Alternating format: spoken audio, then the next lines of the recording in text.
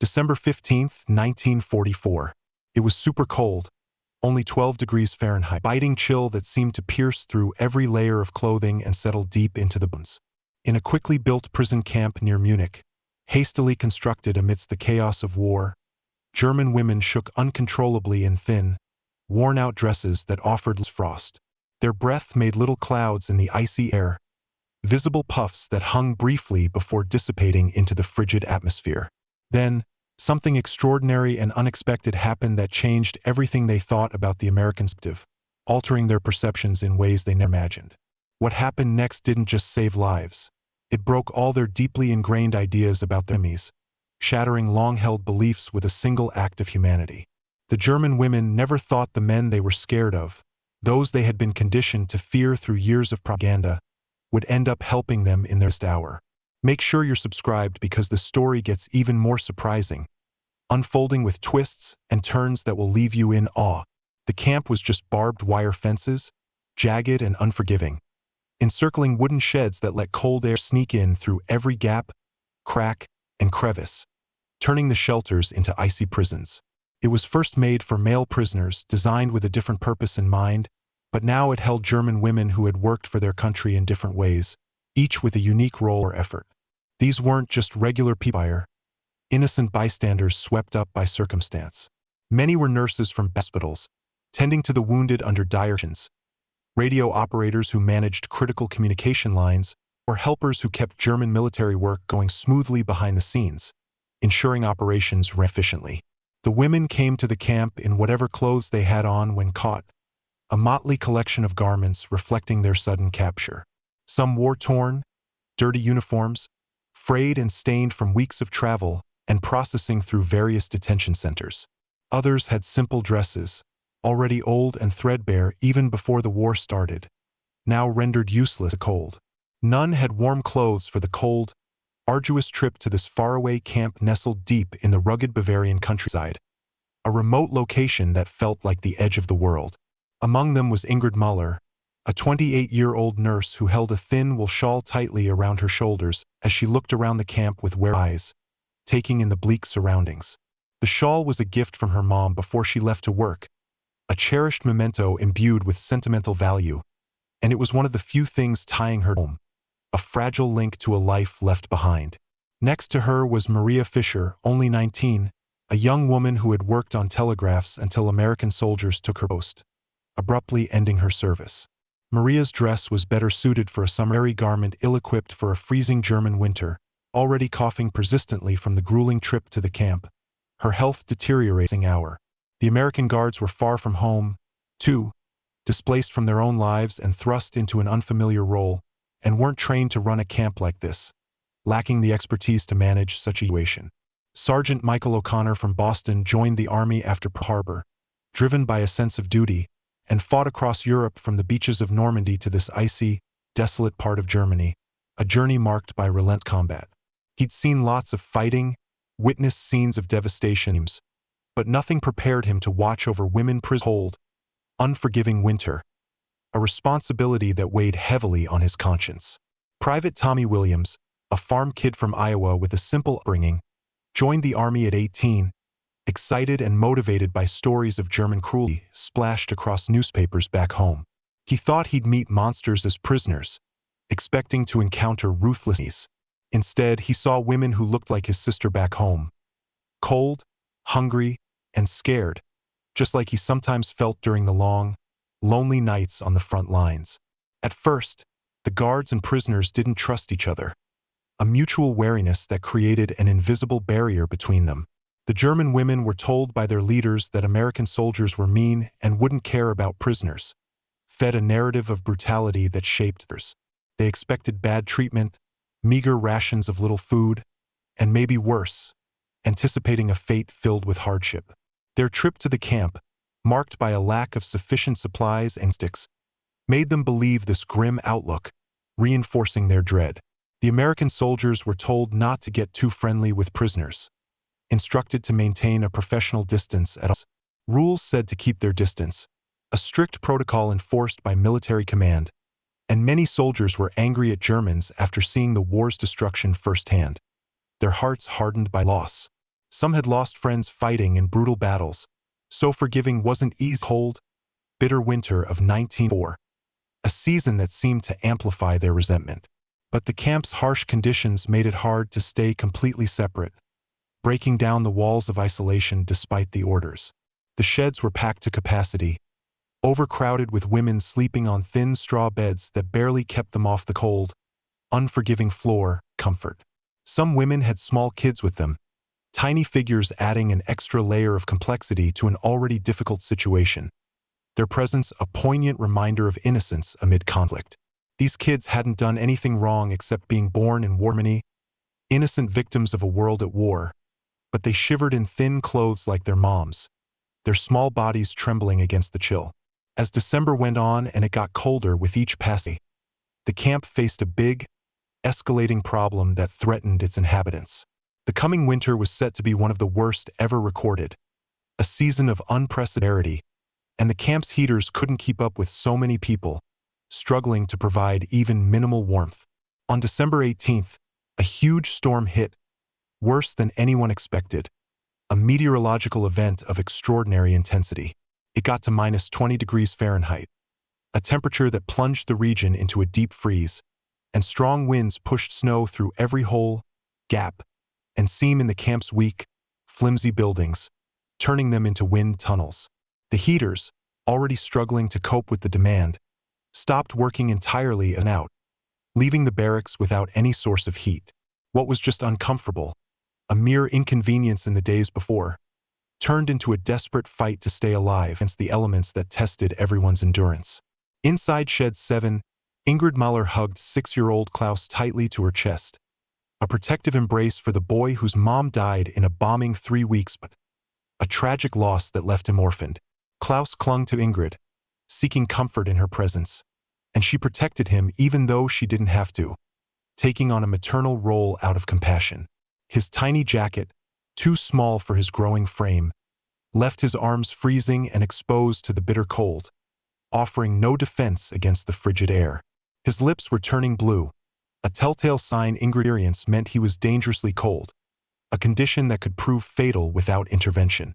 Maria Fischer sat in a corner, huddling together for warmth, sharing one thin blanket that didn't help much against the wind blowing relentlessly through the walls, whistling through every crack. Her cough got worse, a hacking sound that echoed in the base, and she shook so hard she could barely breathe, her body racked with chills. Her summer dress, already inadequate for normal winter conditions, was utterly useless in the freezing cold that had descended upon the camp. All over the shed, moms tried to keep their kids warm with their own bodies, using their own heat as a shield against the cold, a selfless act of love. Older women bent over cold, their joints aching and bogging, and younger ones shared whatever clothes they had, pooling their meager resources in a bid for survival. The sound of teeth chattering, a rhythmic clatter that filled the air, mixed with babies crying because they were so cold and uncomfortable, their wails a heartbreaking soundtrack to the night. Outside, Sergeant O'Connor did a routine patrol through the icy camp, his breath freezing in the air before dissipate, forming delicate crystals in the wind. His army winter coat, meticulously designed and lined with wool for this kind of cold, kept him warm and insulated against the shed. He heard cries of pain from inside, a chorus of suffering that pierced through walls, and it was hard to ignore how much the prisoners were suffering compared to him, a stark contrast that gnawed at his conscience. Private Williams walked with him, also warm in his army gear, the thick fabric a barrier against the elements, providing a sense of security. As they reached Shed 7, they heard a sound that stopped them in their tracks, a moment of stillness amid the chaos. It was Klaus crying, not just from cold but from genuine fear, a plaintive call for his mom, German words that anyone could understand, a universal language of distress. Through a crack in the door, Williams saw Ingrid trying to warm Klaus with her breath, a futile effort to wrapping him in her thin shawl, a gesture of care that offered little protection. It wasn't helping much. The shawl couldn't keep out the deadly cold, its thin fibers no match for the temperatures. Klaus's cries woke other kids in the barack, stirring them from uneasy, and soon many scared voices filled the night, a cacophony of fear and desperation. The two soldiers looked at each other, sharing a feeling words couldn't explain, a silent understanding that transcended their roles. Both had younger siblings back home, memories of family that tugged at their hearts, and hearing kids in trouble brought out a need to help, a primal instinct that overrode conflict. O'Connor had strict orders to stay distant from prisoners, a directive etched into protocol. But those rules were made by people who never heard kids crying in a freeze shed, who sat in warm offices far from the front lines. Williams thought of his sister Emma, about Klaus's age, safe and snug in her warm bed, a vision of comfort that contrasted sharply with the reality before him. The difference between her safety and Klaus's pain made it hard to follow army rules, creating a moral dilemma that tested his resolve. As the night got colder, the temperature plummeting further, things in the sheds got worse, descending into a state of crisis. Some older women stopped shaking, a sign that their bodies couldn't stay warm anymore, a precursor to hypothermia setting in. Young moms held their babies close, pressing them against their skin, trying to share any warmth they could muster from their own depleted reserves. The thin shed walls did little to block the wind that stole every bit of heat, a relentless force that seeped through every seam. The camp's medical supplies were small even in good times, a limited stockpile that was quickly exhausted, and treating cold injuries didn't have, such as blankets, heating pads, or proper medication. The tiny camp hospital was intended for small cuts or basic, a modest facility designed for minor ailments, not for saving lots of people from freezing, overwhelmed by the scale of the emergency. Even if they had medicine in abundance, the real problem was the absence of warm clothes or heat to stop the crisis from control, a fundamental lack that rendered moot. By midnight, it was clear that without quick help, immediate and decisive action, people would start dying from the cold, a grim prognosis that hung over the camp like a shadow. The German women, who survived bombings, the deafening explosions that tested their courage, and the trauma of being caught, now fought a new enemy. Cold, that didn't care who they were, indifferent to their past or present. The sad truth was they might die, not from deliberate cruelty or violence, but just from being too cold, a silent killer that respected no boundaries. At 12:47 a.m., Sergeant O'Connor made an army rule about prisoners, a decision that defied the handbook and risked his career. Standing outside Shed 7, listening intently to Klaus's weak cries, a sound that tugged at his strings, he started taking off his winter coat with deliberate movements. The thick wool coat, crafted specifically for fighting in Europe's winter, could mean life or death in this frigid environment, a lifeline against the cold. Without it, O'Connor would get just as cold as the prisoners, exposing himself to the same danger he alleviated. Private Williams watched, stunned and speechless, as his sergeant took off the coat entirely, leaving only his regular uniform on, a thin layer that offered protection. The wind hit O'Connor's body with full force, and he started feeling the cold right away, a sharp sensation that signaled the beginning of his own risk. His choice went against army rules, a clear violation of protocol, and even his own safety, a selfless act that put others before himself. Soldiers weren't allowed to give their gear to prisoners, a strict regulation designed to maintain authority, and giving away his coat could get him in big trouble, potentially leading to court-martial or severe punishment. O'Connor pushed open the door to Shed 7 with determination, and cold air rushed out in a frigid blast, revealing the desperate conditions in clarity. The women looked up, their faces etched with fear and confusion, as the American sergeant came in. Something that never happened before, an unprecedented breach of routine. Ingrid pulled Klaus closer to her chest, her arms tightening around him. Unsure if this meant help or additional hardship, her mind racing with uncertainty. Without a word, O'Connor went to Ingrid and Klaus with purposeful steps, his presence a beacon of hope. The boy looked up with eyes that seemed too old for a 6-year-old, eyes that had already witnessed too much pain, reflecting a lifetime of sorrow in their depths. The sergeant knelt down gracefully and gently put his winter coat around both Ingrid and Klaus, ensuring with careful precision that the boy was a residual warmth that offered relief. Klaus stopped shaking so much in just minutes, his body relaxing and his breathing got steadier, a rhythmic pattern that signaled recovery. Ingrid felt tears welling up in her eyes, not from the cold that stung her cheeks, but from a profound feeling she didn't expect to feel toward an American soldier, an emotion of gratitude and awe. His kindness was so surprising, so starkly different from what she was told about Americans through years of propaganda, that it changed how she saw everything, reshaping her worldview in that moment. Other women in the shed watched this scene unfold, their expressions a mixture of amazement and confusion, struggling to process what they witnessed. Maria Fischer, still coughing with a raspy breath, stared in shock as the enemy soldier gave up his warmth to help a German kid, an act that defied all expectations. The stories they'd heard about American cruelty, tales of savagery drilled into their minds, didn't match what they saw with their own eyes, creating a cognitive dissonance. This man, who could have stayed warm and safe outside in the coast, chose to face deadly cold to help someone he had been trained to see as an enemy, a choice that spoke volumes. Williams, still standing in the doorway, realized that his sergeant's act had created expectation that could not be ignored, a precedent that demanded action. Other kids in the shed looked at him with the same desperate hope that Klaus had shown, their eyes pleading for salvation. He faced the same tough choice, a moral crossroads that tested his resolve. His own winter coat, a bit smaller but equally warm and well-insulated, represented his protection against the brutal night that still had hours remaining, a shield against the elements. The moment of decision came when Williams noticed a woman in an infant who had stopped crying entirely, a silence that was more tears.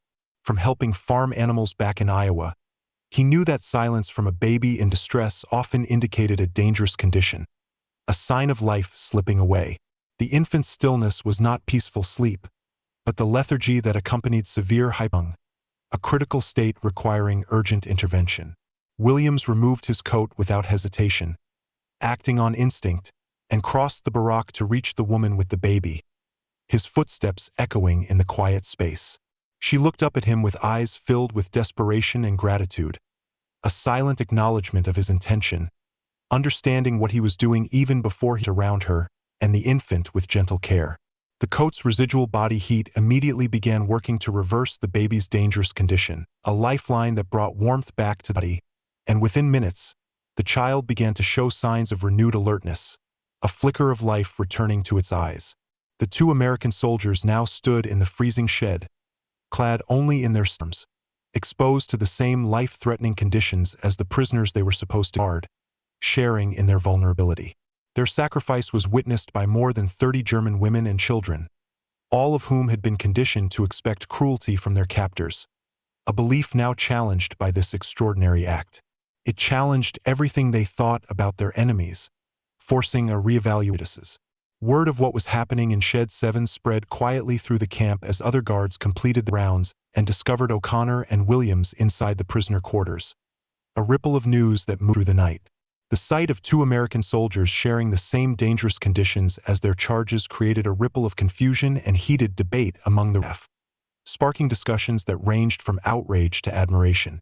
Some viewed the action as dangerously naive and potentially mutinous, a breach of discipline that could undermine authority, while others found themselves questioning their own commitment to strict protocol enforcement, wondering if humanity should take precedence. Corporal Jake Morrison from Detroit had been planning to report the unauthorized entry into prisoner quarters when he first discovered the situation, intending to follow the chain of command. However, seeing Klaus sleeping peacefully in O'Connor's coat, his small face relaxed in the warmth, and witnessing the grateful tears of German mothers streaming changed his perspective entirely, softening his resolve. Morrison began to consider his own winter gear, a practical resource and the children in other barracks who were facing the same life-threatening conditions, their plight mirroring Klaus's. The night was far from over, stretching into the early hours with no relief in sight, and temperatures showed no signs of improving, remaining stubbornly low. The decision made by O'Connor and Williams had saved immediate lives, a tangible result of their bravery, but it had also created a precedent that would test the moral courage of every American soldier in the camp, pushing them to confront their own values. Within 30 minutes of O'Connor and Williams entering Shed 7, the story of their sacrifice had spread through the guard rotation fire, carried by whispers and urgent conversations.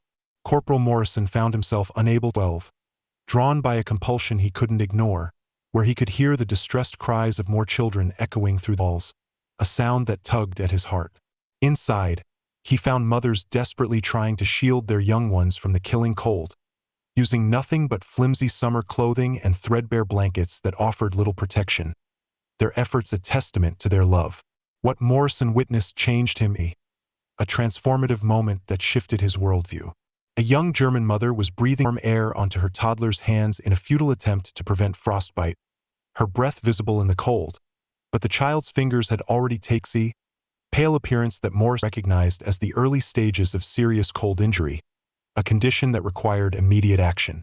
Without conscious thought, his instincts taking over, moving his own winter coat. His hands moving faster than his mind could process the implications, driven by a need to help. The German women in Shed 12 reacted with stunned disbelief, their eyes wide with shock, as they processed the scene before them. They had spent months being told that American soldiers were monsters suffering, a narrative ingrained in their minds, yet here was another enemy soldier voluntarily exposing himself to mortal danger to protect German children, an act that contradicted and taught. The cognitive dissonance was overwhelming, a mental struggle that forced these women to confront the possibility that every wrong, challenging the foundation beliefs. Private First Class Robert Chun found himself outside Shed 15, wrestling with his own nemesis, a personal battle that within him. Chun had volunteered for military service partly to prove his American loyalty, a desire to belong in a country that sometimes questioned his place, and following regulations acceptance, a guiding principle in his life. Yet the sounds emerging from the barrack, the cries that pierced the night, made regulation compliance seem not just wrong, but evil, a betrayal of his humanity. Inside, Chun discovered Greta Hoffman, a 45-year-old former hospital administrator with a wealth of experience, attempting to care for 8 children whose mothers had been separated during processing, a group left in her charge. Greta had managed to gather all the children into a tight group, huddling together for warmth, using her own body and thin scarves to create a makeshift shelter against a barrier of flesh and fabric. Her lips were blue from the cold, a visible sign of her deteriorating condition, and her movements had become sluggish in a way that Chun recognized as dangerous hypothermia symptoms, a state that threatened her life. The sight of Greta sacrificing her own well-being to protect children who were not even her own, an act of selfless devotion, broke through Chun's careful adherence to military protocol, shattering his rigid discipline. He removed his winter coat with resolve and warmth, a practical solution to their plight, watching as their violent shivering began to subside, a sign of relief washing over them. Greta looked up at Chun with an expression of profound gratitude that transcended language barriers entirely, a silent communication of thanks that needed no words, bridging the gap between them. As more American soldiers made similar choices throughout the long, frigid night, the dynamic within the camp underwent a fundamental transformation, a shift that redefined relationships. German women who had spent weeks avoiding eye contact with their guards, keeping their heads down in submission, suddenly found themselves sharing life-saving warmth provided by those same guards, a reversal of roles that the artificial barriers created, reinforced by propaganda, and upheld by military hierarchy began crumbling under the weight of shared humanity, a force more powerful than any rule. The response from the German female prisoners of war was as unexpected as the soldiers' actions, a reaction that defied precedent. Instead of viewing the American sacrifices as weak-minded, an opportunity for manipulation, the women began organizing themselves with remarkable efficiency to ensure that the borrowed coats provided maximum benefit, maximizing their impact.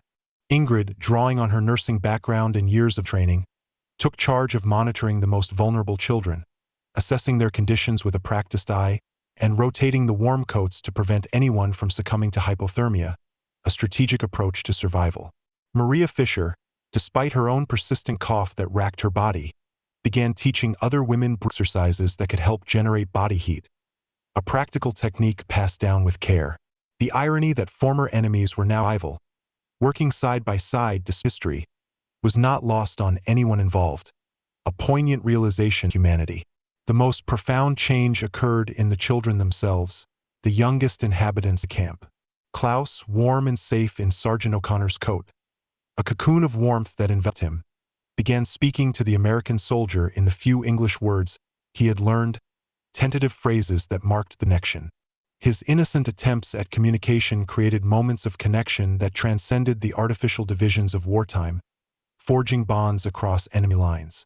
Other children followed Klaus's example, tentatively approaching American soldiers who had shared their warmth, their small steps a symbol of hope.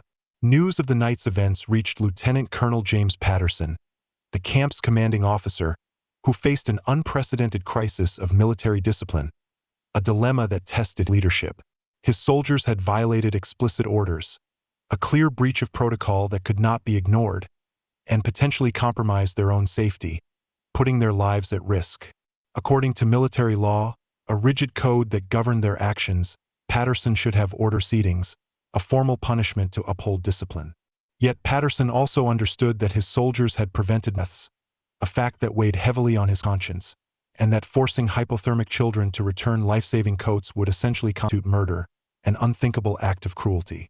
By dawn on December the 19th, with the first light breaking over the horizon, word of the American soldiers' unprecedented actions had camp, creating ripple effects that extended far beyond the winter night, influencing the camp's future.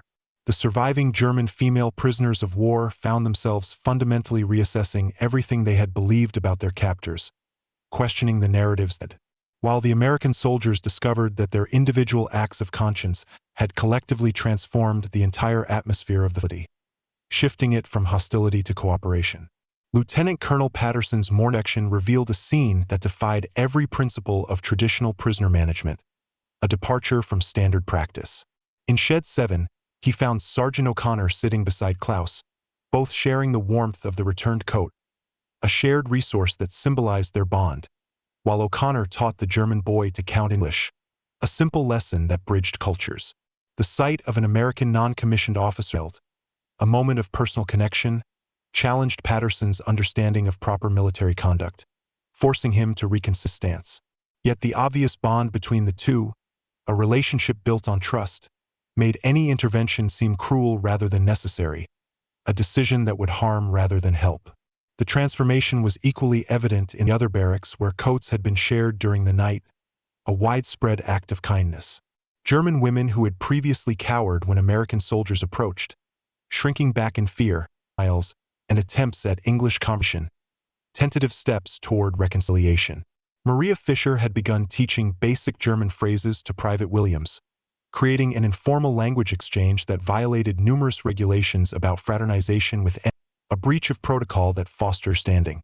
More significantly, the crisis had revealed organizational capabilities among the German female prisoners of war that camp administration had never recognized or used, hidden talents that emerged. Under Ingrid's informal leadership, the women had established a medical triage system for monitoring hypothermia symptoms and distributing warm clothing to those most at risk, a structured response to the emergency. Their efficiency in managing limited resources, making the most of every scrap, impressed even veteran soldiers who had witnessed military logistics operations across the vast expanse of Europe, a testament to their resilience. Greta Hoffmann had emerged as another unexpected leader, stepping into a role of authority, organizing educational activities for the children that kept them occupied and helped generate body heat through movement, a dual-purpose initiative. Her background in hospital administration proved invaluable in care, ensuring every child was tended to, meal distribution to prevent hunger, and basic sanitation that actually improved camp conditions for everyone, a holistic approach to survival. The most remarkable development was the emergence of collaborative projects between guards and prisoners that served mutual interests, a partnership born of necessity. Chun discovered that several of the German women's skills that could address persistent problems with the camp's heating system, expertise honed in factories and military installations. Despite regulations prohibiting prisoners from accessing mechanical equipment, a strict rule meant to maintain control, Patterson found himself authorizing involvement when the alternative was continued life-threatening conditions, a pragmatic decision. Working together, American soldiers and German female prisoners of war managed to improve the heating efficiency by nearly 40% within a significant achievement that transformed the camp. Technical knowledge came from women who had worked in German factories and military relations, a wealth of experience, while the Americans provided tools and materials, a synergy of resources. The success of this collaboration suggested possibilities for cooperation that military doctrine had never considered, opening new avenues for peace. The changes extended beyond practical improvements to encompass fundamental shifts in daily interactions throughout the camp, altering the social fabric. American guards began learning the names of individual prisoners rather than simply referring to them by baras, a personal touch that humanized the captives. German women started volunteering in security concerns before they escalated into a proactive stance that enhanced the adversarial relationship that had characterized the camp's early months, marked by tension and mistrust, gradually gave way to something resembling functional community cooperation, a harmonious coexistence. These developments did not occur without resistance from both sides, a natural reaction to change. Some American soldiers viewed the growing familiarity as dangerous softness that could compromise security, a concern rooted in military strategy, while others remained wary of the risks. Similarly, some German women struggled with feelings of guilt and betrayal as they found themselves genuinely caring about the welfare of soldiers they had been taught to hate, conflict between duty and emotion. Yet, the practical benefits proved impossible to ignore. Actions. Camp incidents decreased dramatically as mutual respect replaced mutual suspicion, fostering a safer environment. Health conditions improved not only because of better heating, a critical factor in survival, but because German medical personnel began providing voluntary assistance with health care for both prisoners and guards, a shared responsibility. Perhaps most importantly, the children in the camp began displaying signs of psychological recovery that surprised everyone involved, a healing process that offered hope. The winter of 1944 eventually gave way to spring, a season of renewal that brought warmth and light, but the connections forged during that bitter December night lasting beyond the thaw. As Allied forces pressed deeper into Germany and the war moved toward its inevitable conclusion, the small prisoner camp outside Munich became an unlikely model for humanitarian prisoner management that would influence post-war policies for decades to come, a legacy of compassion. Klaus celebrated his 7th birthday in April 1945, a milestone marked with joy, with a party organized jointly by Ingrid and Sergeant O'Connor, a collaborative effort that symbolized their bond. The celebration featured a cake made from Red Cross supplies, a rare treat in the camp, and decorations crafted by other German women in the camp, adding a touch of beauty to the occasion, while American soldiers contributed candy and small toys sent from families back home, a gesture of goodwill. The image of former enemies singing Happy Birthday in Toulouse, a harmonious blend of English and German, captured the extraordinary transformation that had occurred within the camp's barbed wire boundaries, a testament to reconciliation. The formal end of the war in May 1945 brought new challenges as the camp transitioned from prisoners of war to managing displaced persons awaiting repatriation, a shift in purpose that required adaptation. Many of the German women expressed reluctance to leave the community they had found within the camp, a haven they had come to rely on, hesitant to return to an uncertain future. While American soldiers faced the reality of permanent separation from people who had become friends rather than mission, a bittersweet farewell to bonds of adversity. Ingrid Mahler made the decision in the United States after the war, a bold move toward a new life, sponsored by Sergeant O'Connor's family in Boston, who opened their doors to her. Her nursing credentials, combined with glowing recommendations from American medical personnel who had worked with her during the months, enabled her transition to civilian life in America, a successful integration. Klaus accompanied her as her adopted son, a permanent family tie, and both maintained lifelong correspondence with O'Connor and his family, a connection that endured across continents. Maria Fischer returned to Germany, her homeland calling her back, but continued exchanging letters with Private Williams until his death in 1987, a correspondence that spanned decades. Their letters, carefully preserved in the Williams family archives, reconstruction of post-war Germany through the eyes of someone who had experienced American kindness during her darkest hour, offering a unique perspective. Maria eventually became a teacher, dedicating her career to promoting international exchange between former enemy nations, a mission driven by her experiences. The heating system improvements pioneered through American-German collaboration in the camp became a template for similar projects in other displaced persons facilities throughout occupied Germany, a blueprint for efficiency. The technical innovations born from necessity and cooperation enemy lines demonstrated that practical problem-solving could transcend political and cultural barriers when human welfare was at stake, a lesson in unity. Lieutenant Colonel Patterson's detailed reports about the camp's transformation influenced Allied policy regarding prisoner and displaced person management throughout the remainder of the occupation period, shaping future practices. His documentation of how humanitarian treatment actually improved security and efficiency challenged traditional military approaches to dealing with former enemies. Patterson later served as an advisor, bringing first-hand experience of successful prisoner management to Indians, his insights shaping global standards. The children who had been saved by American winter coats grew up to become teachers, doctors, engineers, and community leaders who carried memories of kindness across enemy lines throughout their lives. Klaus became a physician specializing in care, a career choice inspired by watching adults from different nations collaborate to protect vulnerable children during wartime, a motivation rooted in his past. Several of the American soldiers involved in that December night's events maintained contact with the German families they had helped long after returning to the United States, sustaining relationships across the Atlantic.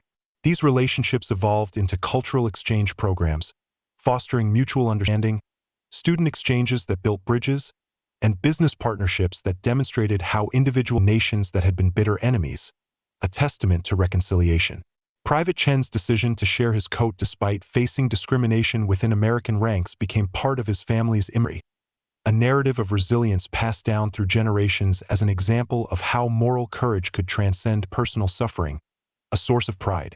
His descendants established a scholarship fund for international students studying conflict resolution, specifically honoring individuals who demonstrated compassion across a tribute to his legacy.